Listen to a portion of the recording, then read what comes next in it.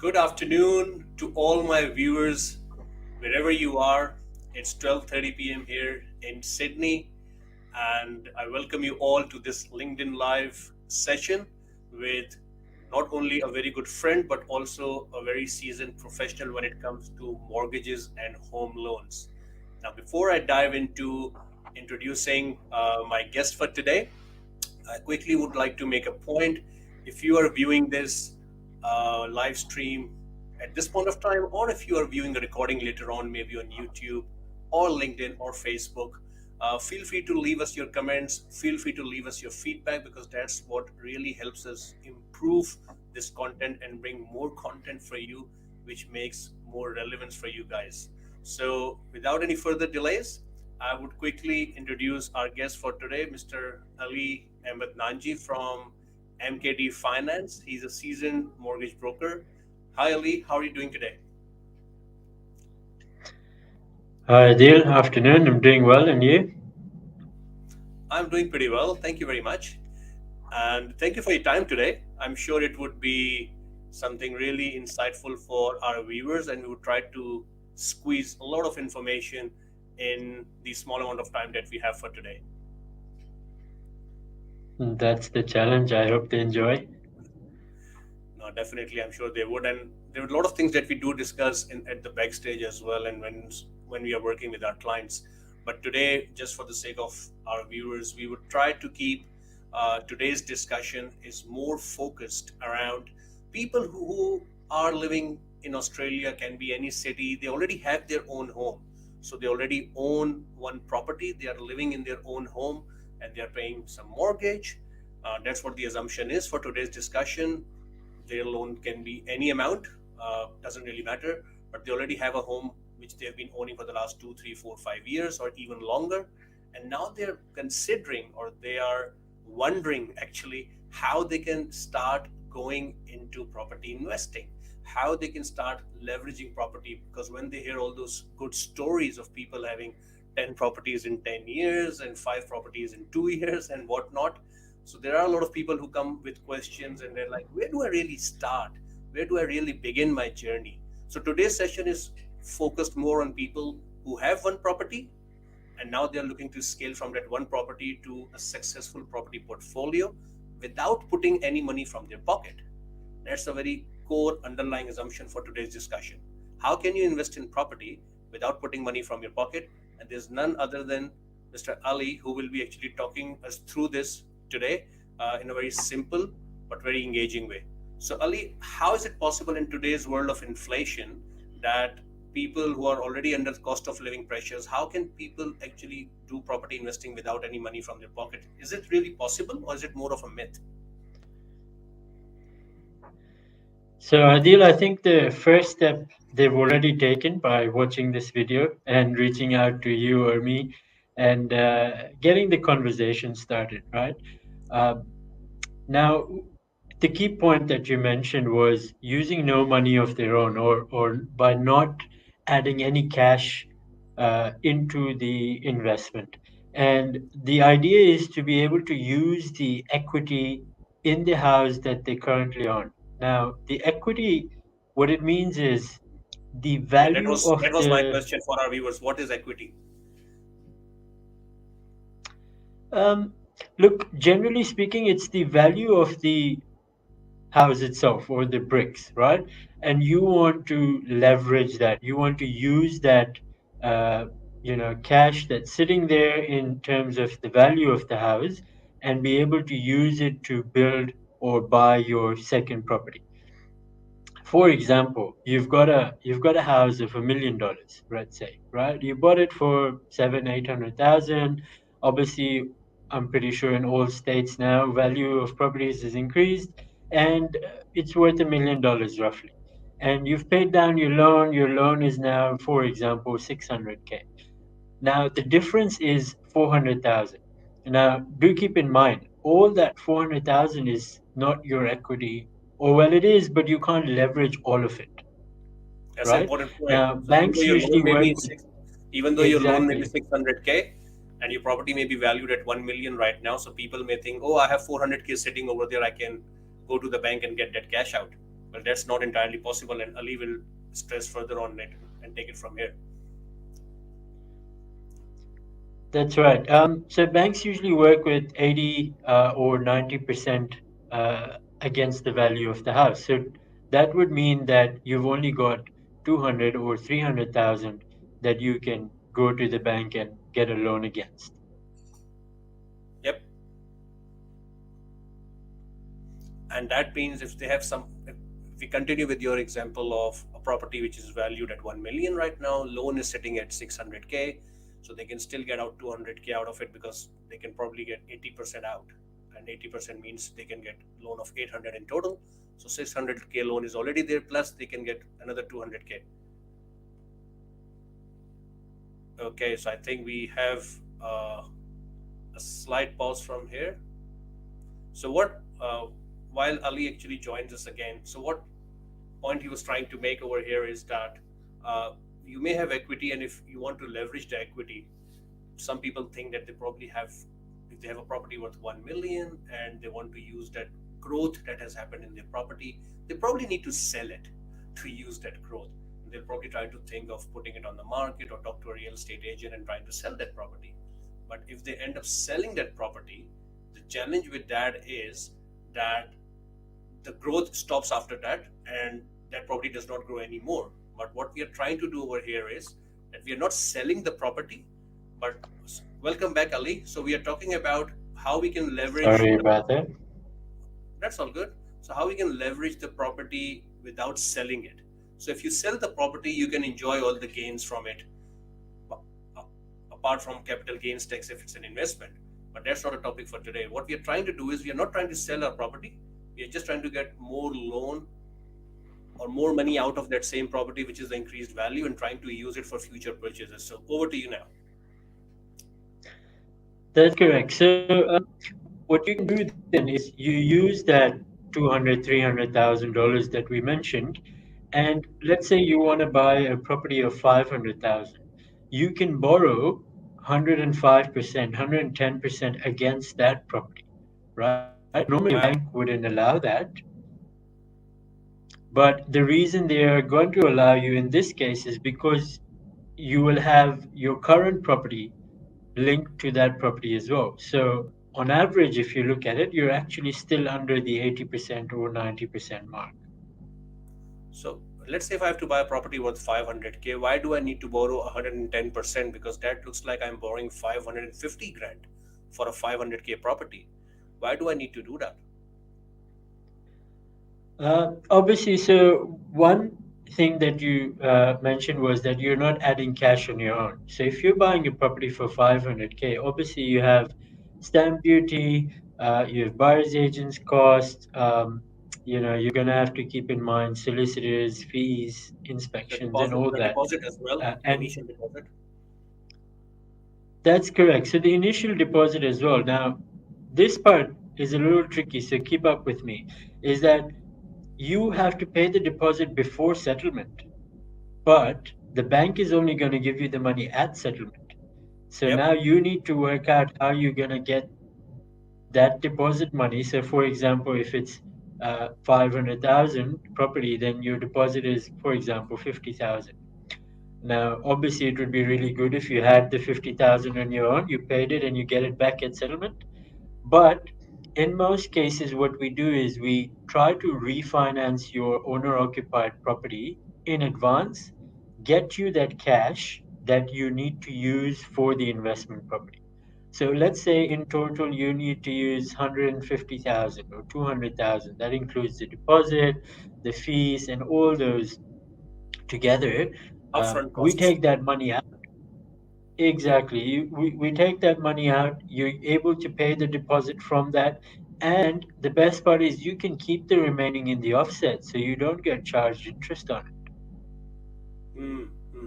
So essentially, what we are doing is that whatever growth has happened in our property value, let's say going back to the same example where property is valued at 1 million today, the loan is 600. We are taking 150 or 200k out from our property, which increases our loan, but it also gives us that cash in our hand, which we can go out and uh, put down a deposit of 10% or 20%, whatever we like, pay the stamp duty, pay the buyer's agent cost, whatever it may be, and all the stamp duty cost, and actually secure that asset for us, right? That's correct. Now, once we have secured that asset, we will have mortgage to pay as well. And with the interest rates going really high, sitting at 6.5, close to 7% for investments as we speak today. So, do you think that the rentals that we'll be getting would be enough to actually service that loan, that 110% of loan, like 550 grand of loan on a 500K property? Well, the first answer to that is you got to tell your buyer's agent, Mr. Adeel, to find you a property that gives good rental yield. Yep. But the second is, in most cases, you're going to be looking at some out-of-pocket cost. It may be $100 a week, or $500 a month. Uh, as long as you've calculated that, and let's say you assume, for 2 years, the total cost is going to be $15,000 to $20,000 out of pocket. You got to make sure that you keep that buffer, and that you've taken that cash out from your owner occupied property in advance. So that way, while you're making the repayments of that loan, even with the rental income coming in, you've got that buffer, and that negative cash flow per se is coming out of that buffer. Exactly. I mean, that's a very valid point, and that's what we do actually with our clients as well. Um like, try to educate them that if you're buying in this current market, you can't expect positive cash flow properties appearing everywhere. There are properties which are probably break even, or you may even be slightly negatively cash flowed. You may have a bit of negative cash flow, as Ali mentioned, of like $100 a week or $150 a week from your pocket.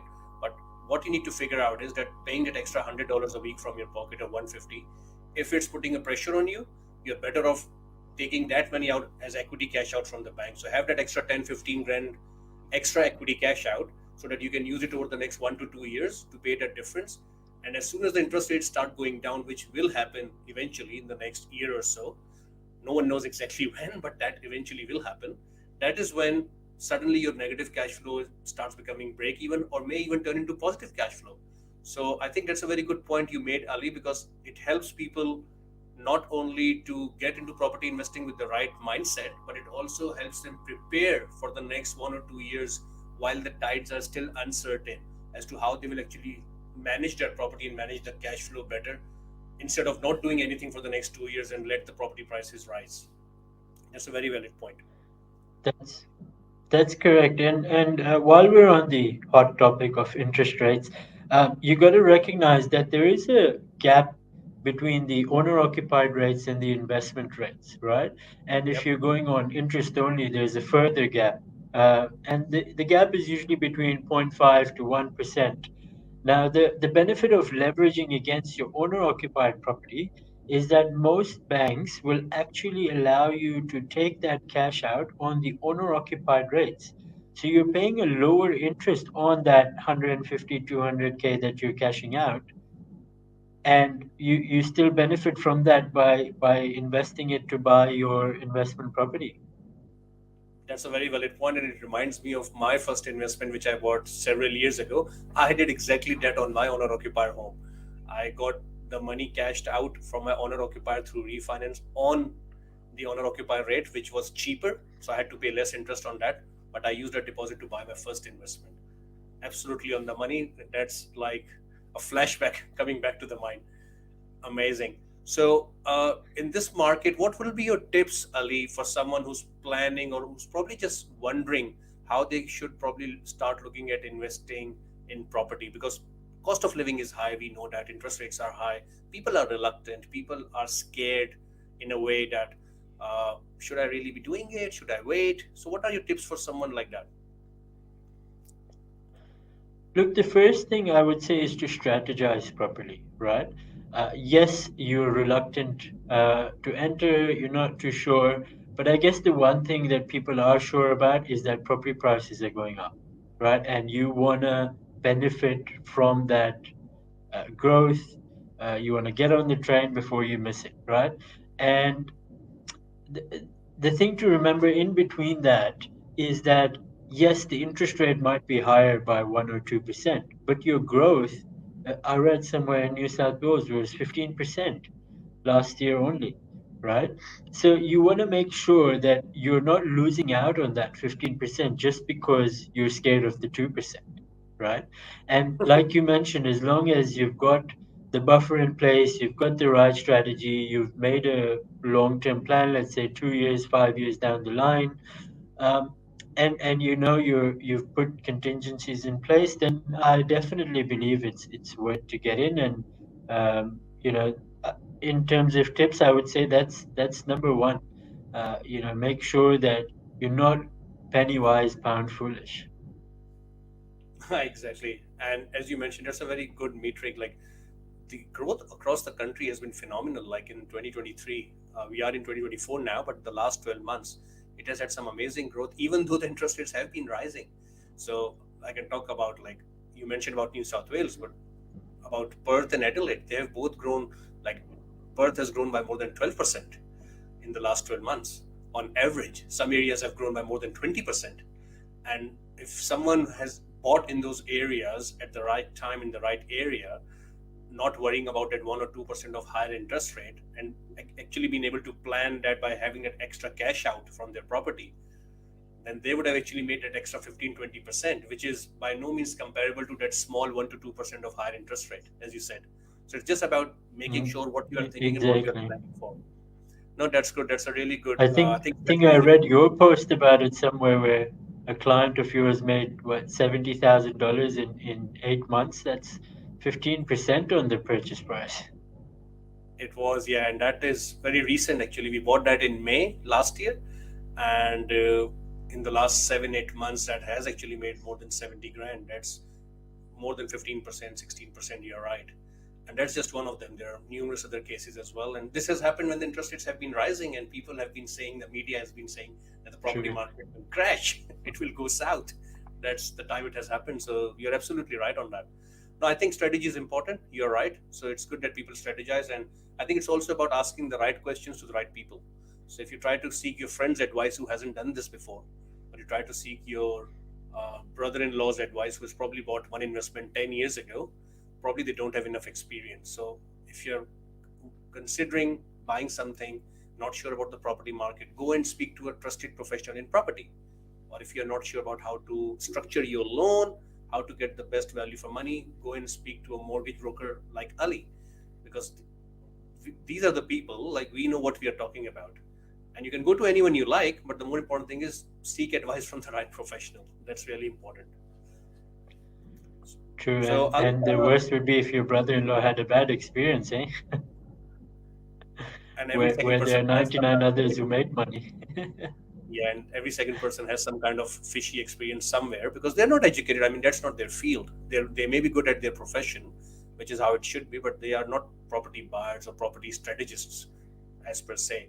So I think that's really important. And if someone wants to discuss their numbers, if someone wants to strategize from loan side of things, or wants to discuss the value of their home and potential options, how they can reach to you, Ali? What's the best way to reach you?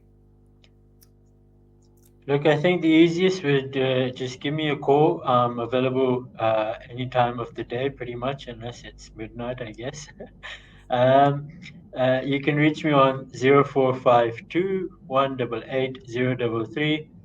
We'll get Adeel to add that to the comments so people can look at that. Uh, and once you reach out to me, we'll have a short conversation just to see where you're at, and then we can, continue over emails and proceed accordingly. Beautiful. And I think it's all about conversation with the right people. And do you charge anything for that initial consult, Ali? Not at all. So we're free all the way up till settlement, right? So give us a call, have a conversation. Uh, I'm sure you'll like it, but if you do, continue with this and all the way till settlement, you don't have to worry about any fees. Beautiful. And I can vouch for the services that NKD Finance has been providing. They have helped some of my clients, some of tricky clients like who were not able to get some loans, who were struggling with the loans. And that's where Ali and his team has really helped them to get across the line. So I can really vouch for that. And thank you very much for Ali, not just for helping my clients, but also for your time today. Appreciate the word of confidence, Ali, Adil, and I enjoyed the conversation as much as you. Beautiful. Thank you very much. I hope it was insightful for you guys. And if you're watching the replay or you're watching live, please leave us your comments, leave us a feedback, ask us questions, or tell us what you want to hear about so that we can structure and plan future uh, LinkedIn sessions just like this one today. And it's your feedback that will really help us make and bring things to you which you really want to hear about. So keep filling in with your feedback, and we'll see you next time around. Thank you very much. Thanks, Ali. Thanks, Adil. Thank you.